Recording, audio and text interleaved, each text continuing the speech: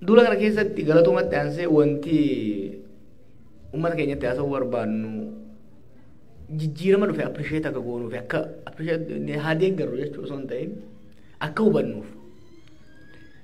Dhiiroo biitii tuni biitii amma jirtu tun takuma 2018 duraatiin totally adda.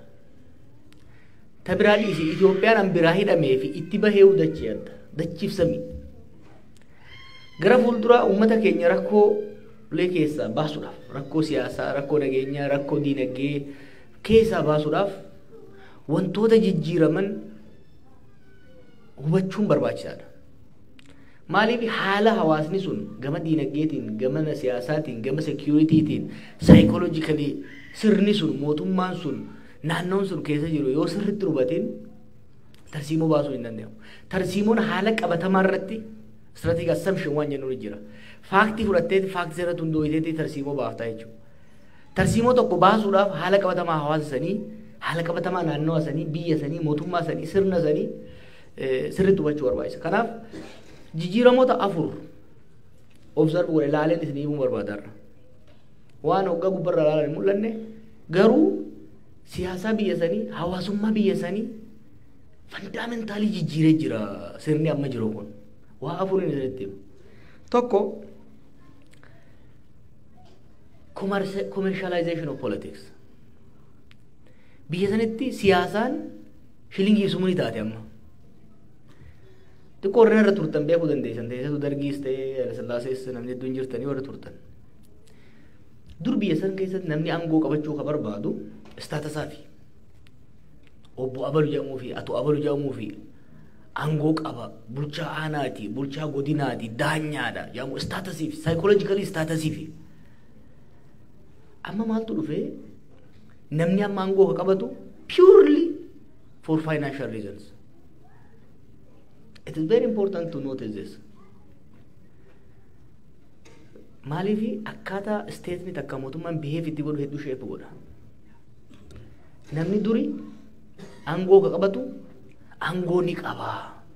Inni bar bulchaa waan kanaati. Inni bar daarektara waan kanaati jedhamu rafi. Amma akkasii miti. Namni amma aangoo kan qabatu ittiin sooramuudhaaf, mallaqa ittiin qabachuudhaaf. Kuni maal fidee isin fakkaate? Dura amma namni sila bulchaa kantiibaarra fakkeenyaaf ministeera turre aangoo guddaa qaban sadarkaa federaalaatti ministeera guddaadha. Amma namni ministeera irraa hajaan qabu. Amma namni kantiibaa magaalaa baddeessaa ta'uu isaa wayya ministeera ta'uurra ministeera tokko tokko ta'uurra.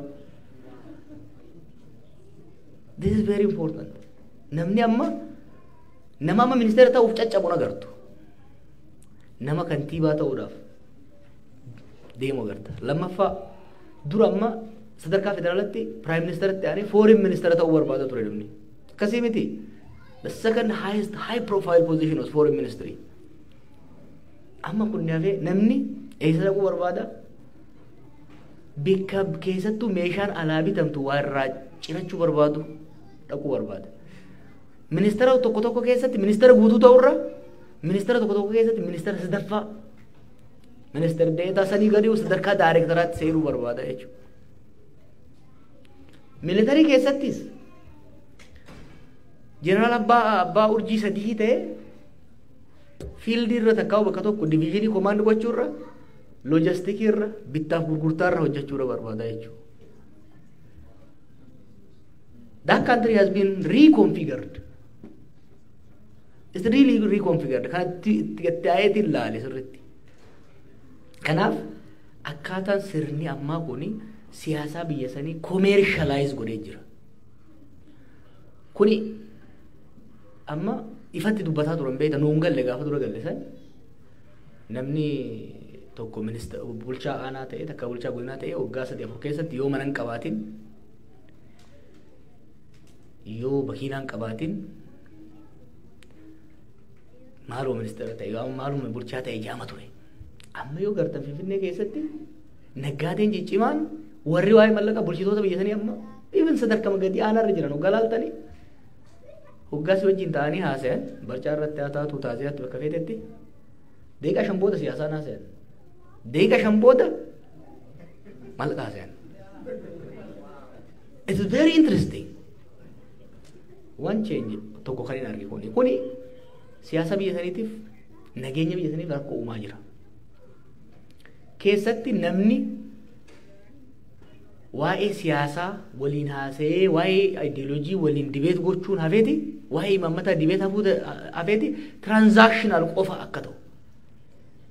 Meeqa naa kennita meeqa baasa. Fakkeenyaaf bulchaa aanaatirraa bulchaa godinaa seenuudhaaf mallaqa guddaa makfaata allabbe.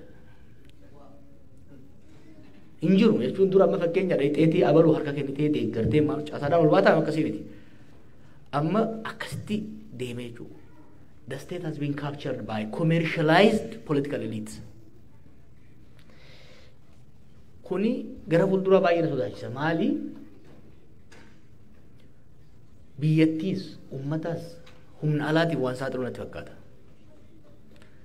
Maaliif competitionii eliitii bulchiinsaa jidduu jiru aangoo wal caaluudhaaf osoo hin ta'in qabeenyaan wal caalu yoo ta'e qabeenyaan wal caalu irratti fuulleffatu taate resource biyya sanii immoo hedduu limited waan ta'eef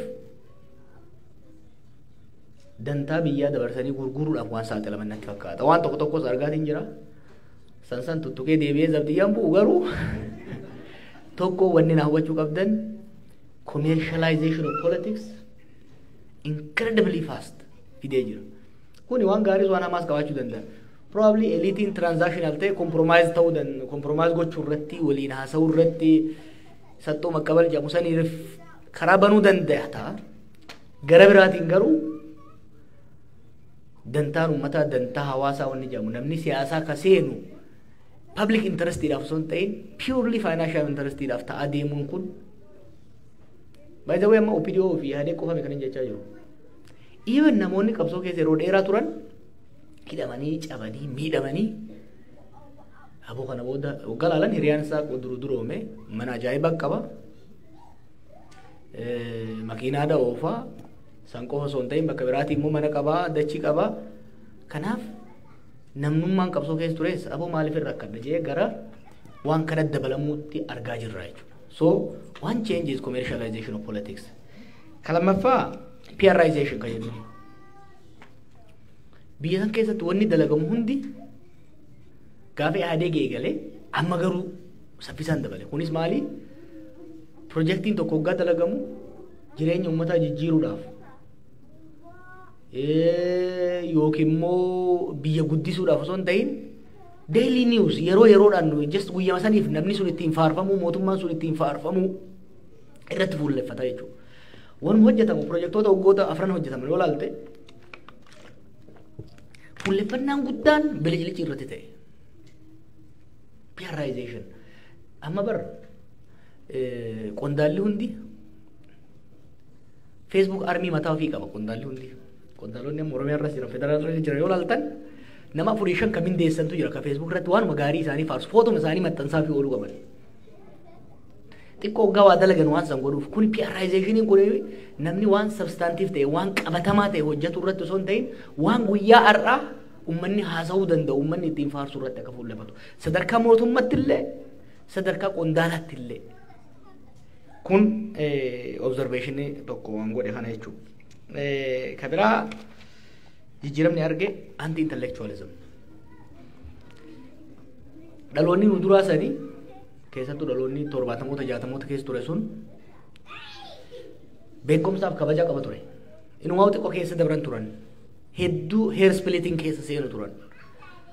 Communismiin waan akkasii qaba namni hedduu dibeet godha ture hedduu waliin morma ture yaada kitaaba adda addaa dubbisa ture seeliidhaan deema ture beekumsaaf gatiin guddaa ture.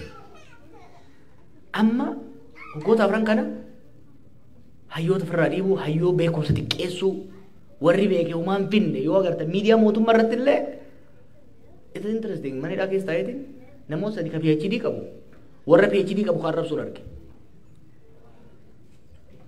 Beekumsa argachuun dhiphoo akka nama godhu shaaloo akka nama godhu duula intensive godhametu godhame. Kanaaf maal ta'ee imaammanni biyyaatis tarsiimoon bahus qorannoof qo'annoo irratti osoo hin ta'in hawwii fi wishful thinking irratti akka ta'u godhe. wannummaan ca'umsi guufatee rakkoo keessa seenneef tokko wanti godhamu karoorri bahu imaammanni bahu tarsiimoon bahu qo'annoo qorannoo irratti hubannoo irratti sirriitti gadi fageessanii irratti mari'achuu irratti osoo hin ta'in gubbaa garaaf godhanii deemuu irratti fuulleffatame. Kanaaf amma xiqqoo wayyoonni malee baatii jahan dabre kana yeroo lolaa sanfaa hedduu nama sodaachisa ture. Biyyi sun biyya sabaa sablammoota 70 wayiiti. Gaanfa Afrikaa keessa jirti. Haalli addunyaa jijjiiramaadha. We are functioning in a complex system and rapidly changing global order keessa deemaa jirra. Kana haasa'uun fedhu amma warri biyya san bulchu. No. Waan mataa nama cinqu haasa'uun barbaadan. Waan mataa nama yaachisu haasa'uun barbaadan. Eliitiin sheppii godhame hanga gadiitti waan ajaa'ibaatti dhufe bara. Amma hoggaa xiqqoo waan tokko sabstaantiif ta'e hoggaa amma lakkoofsa fa'aa yaada wayii dhiyeessu. Ragaa yaada sanii maal yoo ta'an deebii kennuu barbaadan. San qofa osoo hin ta'in nama gaafii critical ta'e gaafatu. Nama yaada dhiyeessu. Even warra ijoollee qabsoo keessaa bakka adda addaa itti makamte amma ni gartan yeroo tokko tokkotti fincila itti dhufaa jiru. Namoota xiqqooma yaada qaban akka maraataatti ilaalu, akka farra misoomaatti ilaalu, akka gowwaatti ilaalu. So anti-intellectualismiin bal'inaan biyya san keessa sadaffaadhaan akka baddaa kun. Commercialized ta'e PR irratti hedduu fuulleffate propaganda qofa irratti substaansii osoo hin qabaatin lammaffaa immoo hayyummaa xiqqeessuu irratti deeme konsekwensiin keessattuu anti-intellectualismii kuni it's a trend globally waan kana biyya kanatti amma biyya Ameerikaatti yeroo Trump waan akkanatti ture yoo ilaaltan hayyummaa beekumsa xiqqeessuu more emotionally onneen deemuu ol kaasuu irratti fuulleffatamuu kana agarta. Kuni rakkoo biyyattii salphisanii akka laalan. Ni jeefaa xiqqooma fudhatanii if there is a will there is a way ka jedhu. Kanaafuu gidaara san nin cabseettee deemnaan cabsee deemuu dandeessa. Osoo hin xiinxaliin maalirraa ijaaramee osoo hin laaliin deemtee waa hundi cabsuu dandeessa yaadni jedhu kun predominant ta'ee dhufe. Kun biyya san diigaa jira beektaa? Maaliif? Waan qondaalonni dubbatan kana carefully hoggaa laaltan waan isaan hojjetan hoggaa laaltan waan hin bilchaatin waan itti yaadamin xaxama biyyi sunii fi naannoonni sun keessa jiru sirriitti xiinxalanii karaa filachuu osoo hin ta'in akkuma itti dhufetti akkuma billiqitti jeetti itti deemuun aadeeffamee dhufe mootummaa qofa keessatti miti contagious ta'ee jira yaadno kun. Nama jogga gattee xiqqooma waan substantive ta'e maali wanni amma jettuun theoretical background isaa maali? Where is the empirical evidence? Muuxannoon biyyoota biraa maal fakkaata? Hoggaa jetteen hoggaa kun bara yuunivarsiitii miti siin jenna. Kun siyaasaadha siin jenna. Siyaasaan shira malee waan sirriitti itti yaaddee itti cinqamuu qabdu miti siin jenna. Barkasiifinne yuunivarsiitii barsiisiif osoo hin ta'in waan kana geggeessiifi inuma geggeessi qofa osoo itti yaadin. So rakkoo amma agartan biyya kana keessatti agartan keessaa tokko this anti-intellectualism has led to shallow analysis. Rakkoo biyya sanii rakkoo diinagdee biyya sanii akkaatuma isaan diinagdee itti fix godhuudhaaf yaalan yoo ilaaltan akkaatuma amma dhugaan eegan bahee booda qondaalota tokko argeen ture. Biyyi sun lola waggaa tokkoo fi walakkaa namni 500 fixe keessaa warra hoogganan fakkaatan. They have not taken time to appreciate and reflect how deep the country has gone. Akka watakkan ta'ini sitti haasayan. Maaliif jee hoggan laalu anti-intellectualismii maalitti ergee waa hunda salphisanii laaffisanii akka laalan godhee jechuudha. Jijjiiramni sadaffaa ani arge afraffaatti osoo hin dhufin keessattuu anti-intellectualismiin kun maal godhee nama amansiisuudhaan osoo hin taane sodaachisuudhaan bituu. Namoota carefully mee Amaarri maal barbaada, Oromoo maal barbaada, Tigreen maal barbaada, Walaayitaan maal barbaada, mee waan inni barbaadu jidduutti haafinnu jechuurra wal jibbaa fi wal shakkii jidduutti naquu irratti akka fuulleffatamu godhe jechuudha. Even Oromoo jidduuttu hoggaa gaafiin tokko ta'e Maaliif gaafiin kan ta'e? What is the incentive mechanism driving the protest, the rebellion? Kajau analyze gochuu dhiisanii garamitti deeman? Securitization. Balaan takka kaatee maddi balaa kanaa maali? Kana yoo goone maaltu ta'a? Jaanii ilaaluun hin jiru. Waraanuma itti erguu taate jechuudha. Ibidda belbelaa turuu jiru irratti ibiddi kun maa belbelaa? Dhiiroo margatu goggoge moo? Biyya santu gaasa qaba moo jechuun osoo hin jiraanne belbelaa jira itti beenziluma itti naqaa jiran jechuudha. Kanaaf anti intellectualismiin biyya san keessatti rakkoo guddaa uumaa dhufee jira. Fourth, cruelty. Biyyi sun lola keessa turte erguma jaaramtee kuniif waan haaraa miti. Garuu wanti haareen ugaata asaanaa kana dhufe gara jabeenna namaati. Humna hidhate qofaa miti mootummaa gaafi warra ribeelolaa qofaa miti. Gara jabeenyi dhufe. Viidiyoo amma intarneet irratti agartan kana kareeffa guban ka lubbuun guban bakka takka qofa miti miti kataa jiru. It's happening across the country. Namni lubbuu wal gubuun it's happening across the country. Dullatti manatti ol dhiibanii itti qabsiisuun it is happening across the country. It is being done by all actors, organized or disorganized. San qofaa miti. Isinuu itti seenuu jirta nama kana maal desensitize ta'e namni. Nama lubbuun guban arganii guyyaa tokko haasa'e namni. Guyyaa lammataa bira kute. Amma nuti gabaas tokko tokko waliin qabdee hidhamaa baasanii ajjeesuun miskiina fixuun maal inni gaafamu akka waan guddatti ilaalamu even in the society. Cruelty waan biyya san durin jirree wani janto kun jiraami durin jirreen biyya san dhufee jira jechuudha. So kuni maal godhee kufaatii diinagdees dhumaatiin namaas diigamuun biyyaatis akka waan normaal ta'etti hawaasninis mootummaanis sirnis akka fudhatu godhee jechuudha.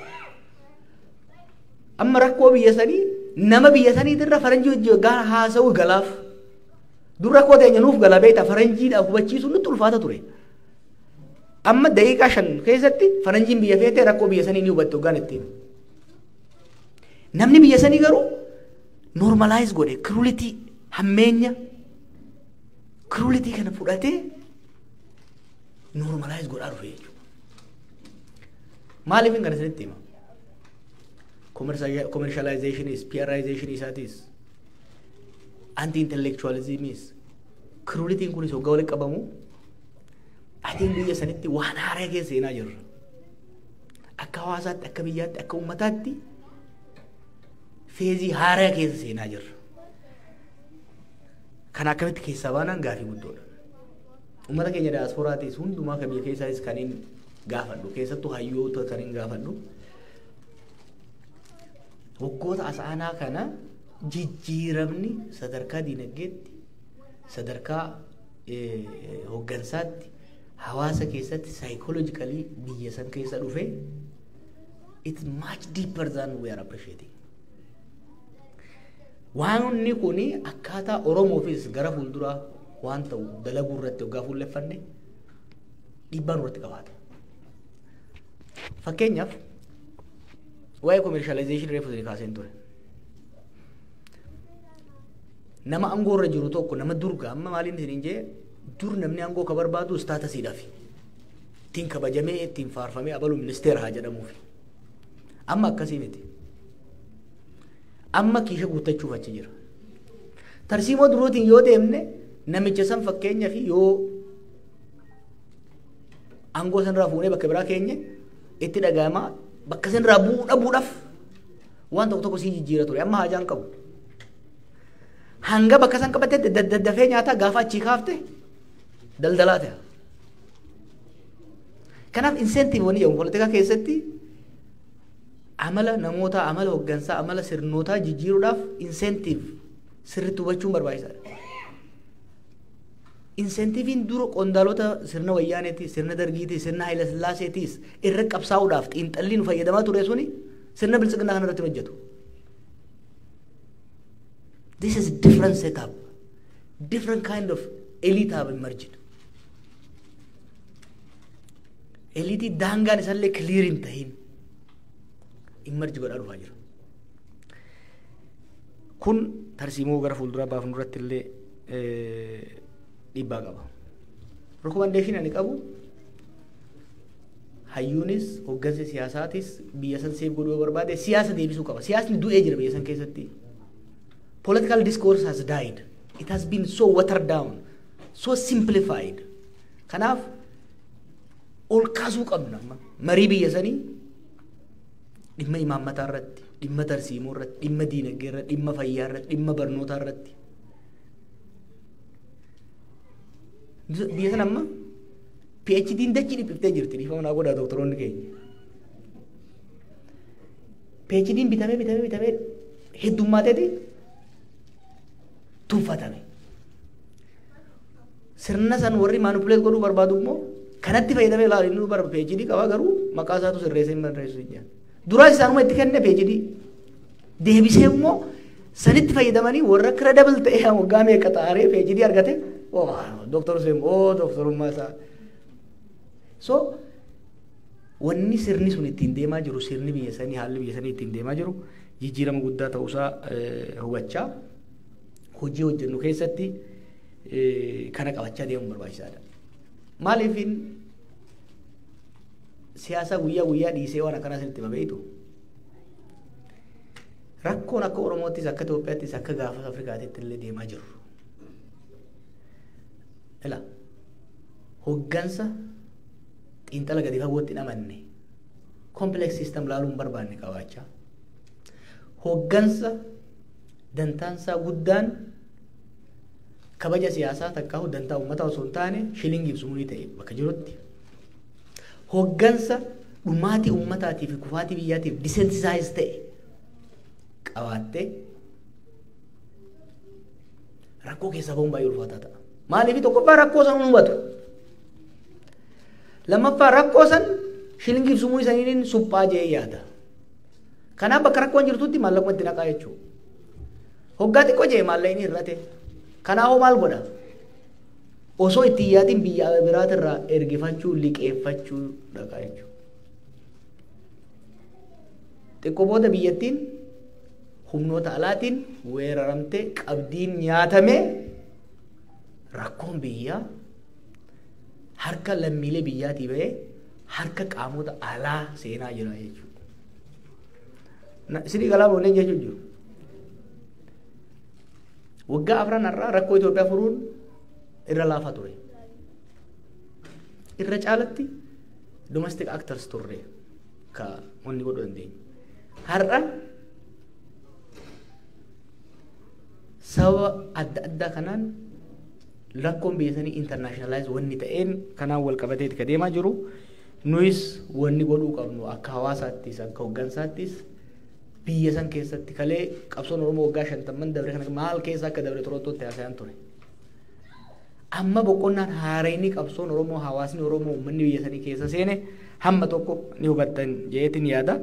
Kana sirreessaa deemuun barbaachisaa nutis jaarame amma jaaraa jirru jabeessaa jirru keessatti hawaasa engage godhaa jirru keessatti uummanni keenya xiqqoo wanni Oromoo irraa amma eegamu xiqqoo lash godhee eessaa kaanee eessa geenye qofa osoo hin ta'in dhiiroo sirna akkamtu nu dura dhaabbataa jira. Social, economic, political security transformation naannoo sanii maal fakkaata ka jedhu itti yaadee bilcheessee itti deemuu qaban jee yaada.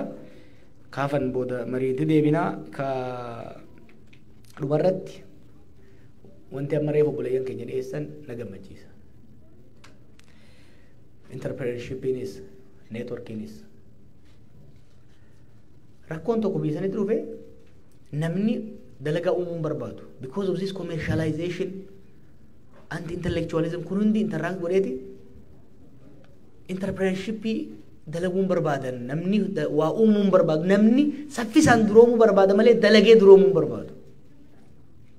Kanaaf warri keenya uummanni keenya biyya alaa jirtanis ka biyya keenya jirtanis waan creative ta'e waan haaraa waan hawaasa nama dhuunfatis guddisuu irratti waan akka mareefu abajaataa jettan san jaaruu irratti hojjechuun but more than that ka attract na godhu professional networking waldaa injiinaroota jaartan sun hedduu gaarii maaliifi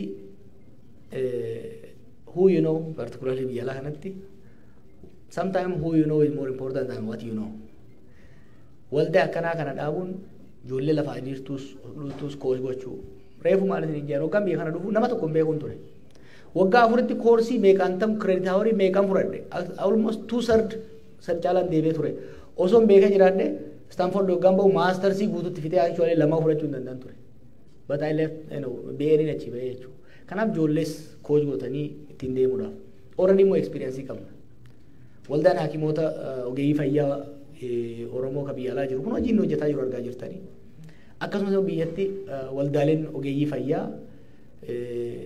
kabiraadhiisi ummata tajaajiluu jiru qoosaan ta'in gaafa nuti rakkoo keessa turallee hagamta akka nu tajaajilanii beeytanii kanaaf waldaa injiinaroota kanas daran cimsitanii waldaalee bifa adda addaatiin jiranis daran cimsitanii deemu hawaasa keenya kapasitii keenya ijaarrachuu qabna amma booda hundumaa hin deebinu waan tokko shakkina amma booda ta duritti hin deebinu garuu fuuldura deemna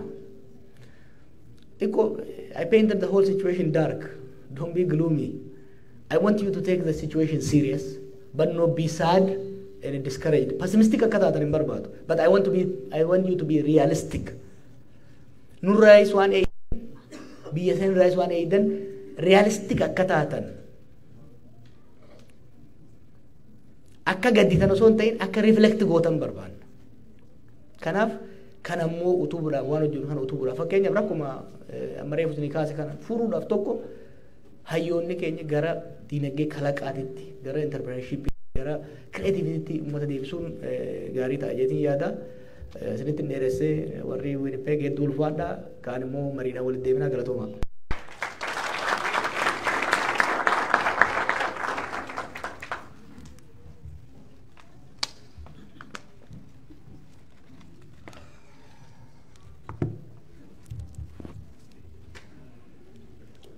galatoom joor fayyaade hedduu galatoomi yaada keessa waan nu ibsee hundaa'u mee isa galatoomfachuudhaaf akkamiin agarsiista goota akkamii harka waan agarsiisa. Thank you very much. Akka xiqqoo bishaan ni qabna namni dhoobuu qabdan bishaan fudhadhaa. Mana fincaanii dhaquudhaaf manni fincaanii gama bitaa kanaan jira. Ulaan bahaniini suulaa lameen tan. If you need water, we have some. Please come and get it. And the washroom, I will repeat, to the left. 2 exits to the left. The washroom right there. Akkas godhaati. ጥያቄና መልሱ ወደ ሳንሄድ ትንሽ ጊዜ ስጡን። ልጆርም አረፍ ይበሉ፣ ውሃውንም ጠጡት። ወሌ ጅርቶ ከይሳ ተቆዩ ደገይስስተን አርሰደ ተቆወሌ ተበዱ and then we'll get back to you.